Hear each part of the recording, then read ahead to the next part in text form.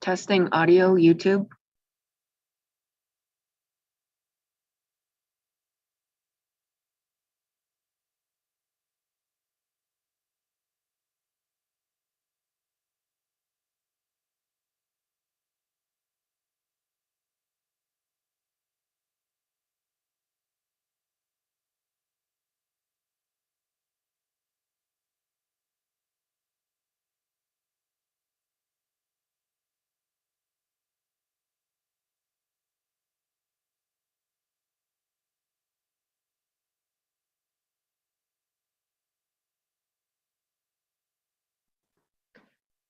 Testing audio, French, YouTube.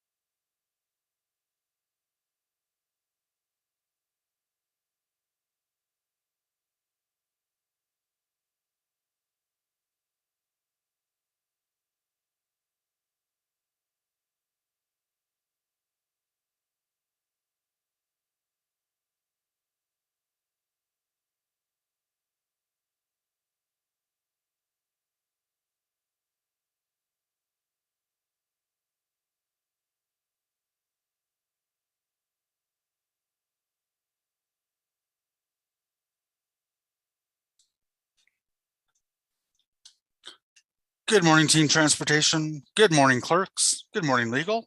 Good morning, colleagues. Why are you so happy today? And we're live, by the way. I was told to point that out immediately.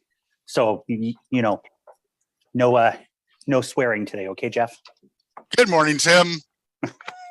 Good morning.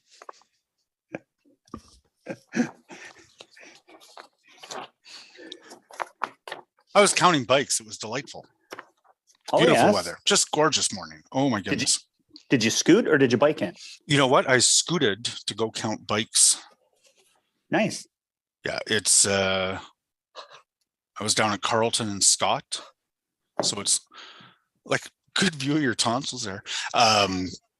So it's like a minute and a half on my scooter, right? And then scoot to the LRT, scoot from the LRT to City Hall, and then I got to scoot down to music venue on Bank Street and scoot home, or scoot back to the LRT, I guess. I might scoot home all the way home. Nice. I haven't banged up against the range on the new machine yet. I'm curious to see how much range I ultimately get out of it. But that weather is just perfect. But you like it better than the previous one you had, I guess. Yeah. Well, it's fast. Probably shouldn't talk about how fast. And the I'm told this one will last, right? So that's for those who are listening for scooter reviews this morning. Buy quality. I mean, I've gone through 2 really poor quality scooters, and I'm not happy about that. But there is a new shop on Richmond Road, Repair and Ride. They sell e-scooters and maintain them. And they tell me that I will not be back next year saying, I need a new scooter. I think I need one for when I, make my tour in the rural areas. Saves some steps between houses. Absolutely. Oh yeah.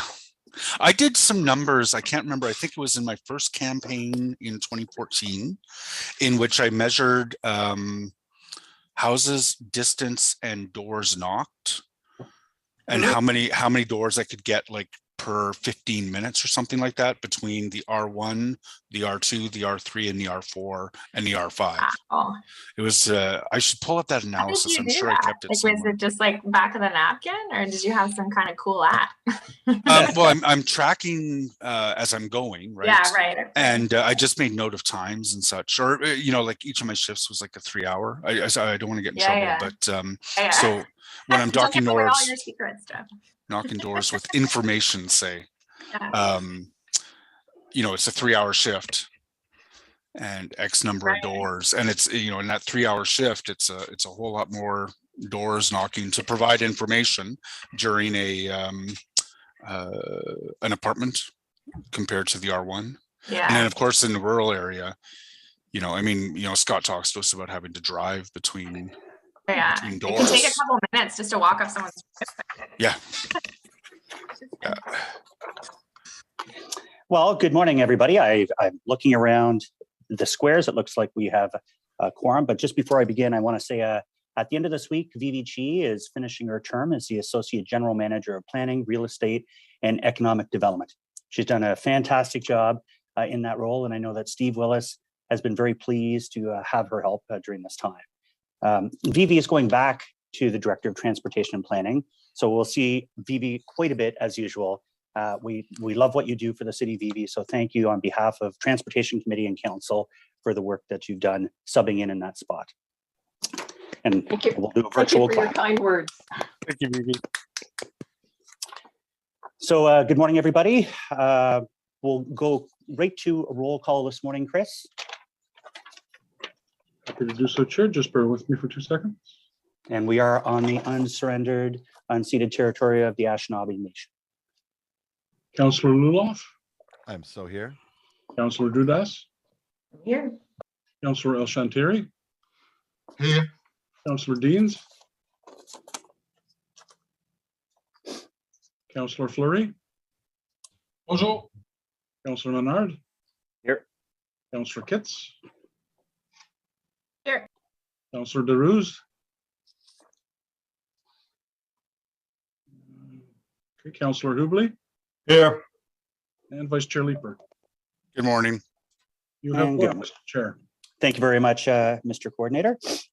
We had no regrets, no declarations of interest. Confirmation of minutes, Monday, the 30th of May, 2022. Are those confirmed? Confirm. Great, thank you. Responses to inquiries. There are 3 responses to inquiries that have been included with the agenda. We have 1 item on the agenda today, transportation planning. Yes, Councillor? Sure, I'd like to hold the second inquiry response on the sidewalk repairs. Okay, is it a brief question to staff? No, it's a series of questions. Okay, so it requires 2/3 of members present to add this to the agenda. It would be added as the last item. Members of committee, did you want this item added to the agenda? Yes. Carried, yeah. Okay, great. So we'll add that as item number 2. We also, oh, and I see Councillor Kavanaugh, you have your hand up.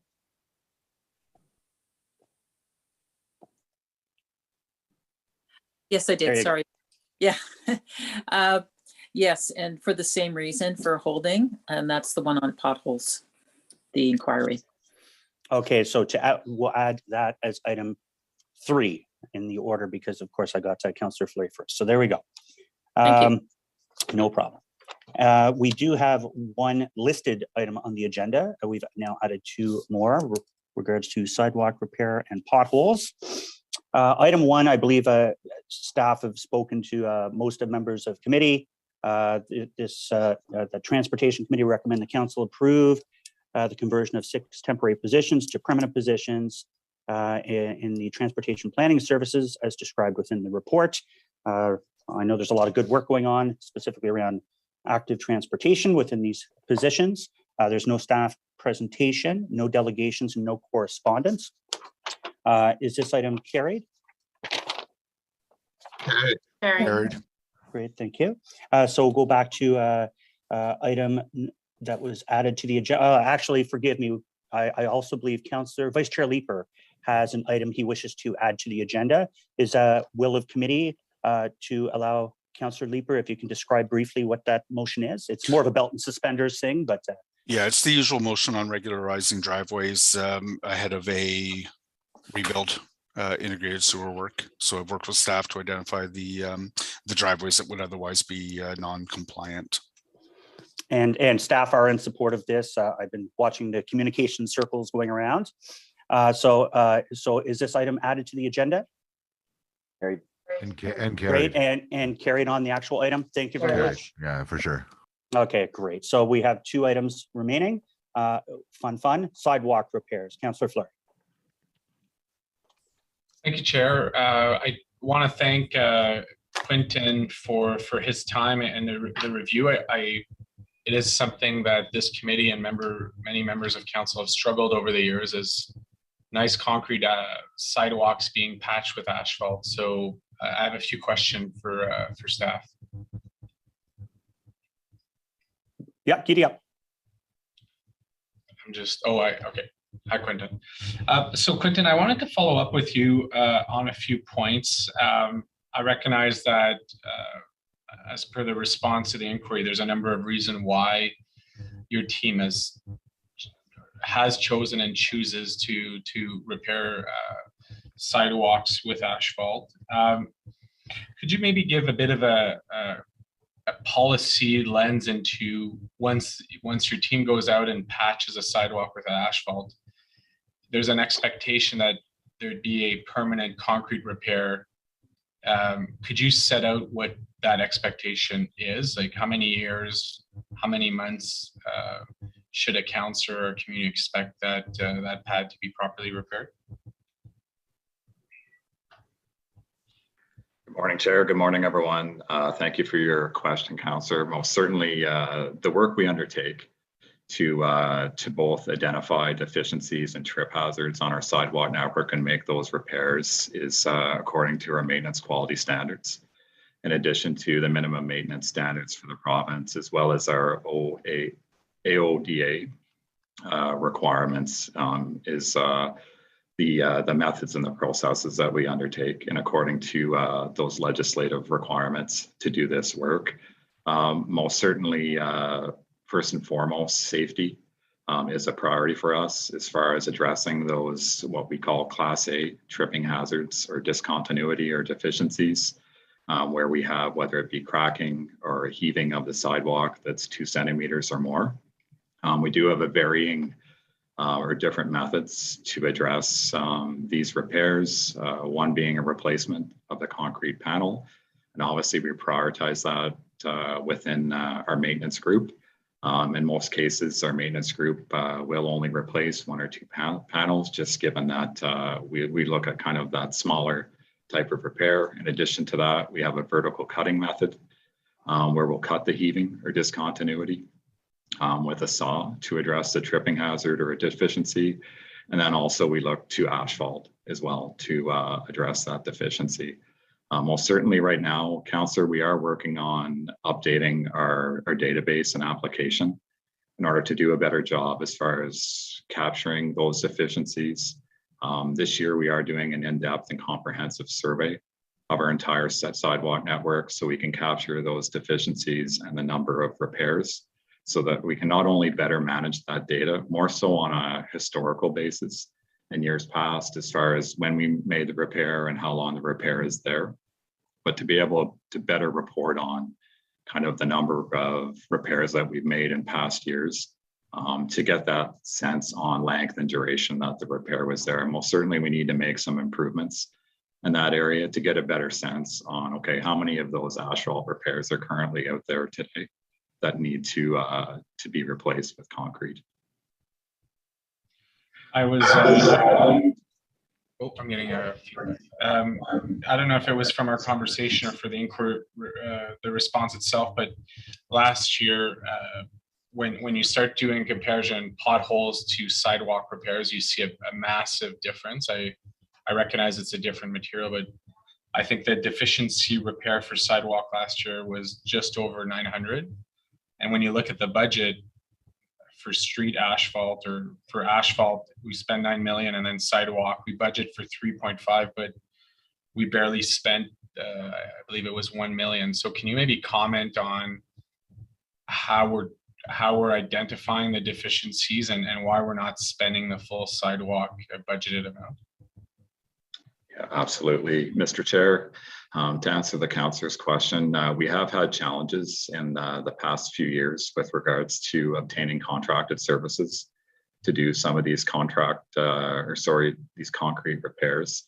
Most certainly what we've been experiencing is a very hot construction market and labor market, which has posed challenges with regards to attracting these contractors and vendors to undertake this work, just given that the scale and the scope of the work is very small in comparison to a lot of the larger construction projects that we have underway within the city. So in order to address that this year, we did partner with our colleagues in infrastructure services to pilot a process where we would leverage their tendering and contract process with regards to packaging a lot of these repair works throughout the city to make, I guess, the package of work a lot more attractive to some of those larger construction contractors that are out there. And do you have the results of that effort? Currently, right now, council, we're very close to tendering that contract. Okay. Is that a go forward basis? Like you would tender every year to do larger or like a one package of sidewalks? Because I mean, as council, it sounds bizarre, but in this case, for us not to spend the full amount budgeted shows even a bigger problem than what we're seeing on the ground. Really, it's showing that there's a decay in our infrastructure that we're not upkeeping. So I'm curious to see. You're saying it's a pilot, but is that an approach that will continue to be able to spend the full amount? Through the chair, most certainly, councillor, if the pilot is successful, it is an approach we will continue with in the future and continue to build upon. Okay. How do we know how much money budget-wise we would need to to never have to repair an asphalt? Like, what does that number look like? Mr. Chair, currently right now, we are undertaking an in-depth and comprehensive survey of all of our sidewalk repairs and deficiencies that we have, so that we can not only identify what that number is, but identify the appropriate budget that would be required, as well as a timeline in order to proceed to do the replacement in concrete. And Quentin, like the number of repairs, budget requirements, and those timelines would come back when? I think it's the response to point number 6 in the inquiry. When would we, from a policy review budgeting perspective, when would we get a better idea of the decision point, say? Mr. Chair, right now we intend to complete the survey in Q3 of 2022. And then from there, obviously, we would have to do that analysis with regards to budget and costs, timeline, and then a look at options as far as how we'd undertake doing these repair and concrete. So within the inquiry response, we identified coming back to council with an update in 2023. Okay. Quentin, I appreciate it. I know you're new on the role. You're quite engaged with me on, particularly in the BIA areas. I do think it's an issue that committee and council needs to turn its head on in terms of degradation of our infrastructure and repairs to our infrastructure. So I think those numbers and those budgeting will be very important. I want to thank you for taking the time with me and for responding to the inquiry.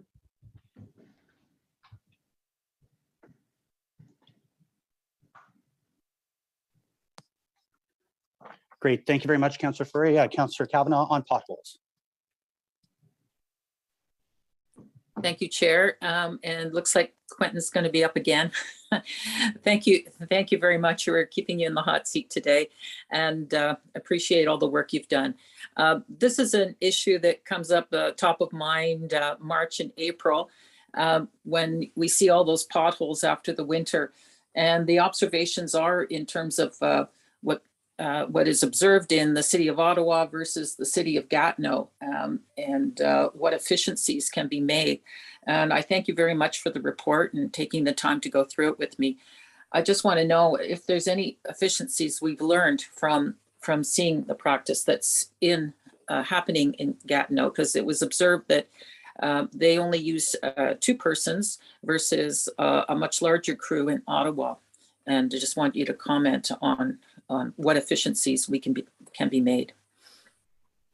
Through the chair, thank you for your question, Councillor. Most certainly, being new to the director role, it was a great opportunity for me to reach out to our partnering municipalities in the city of Gatineau to have these conversations. I know for me, it was great to create that new relationship and that network.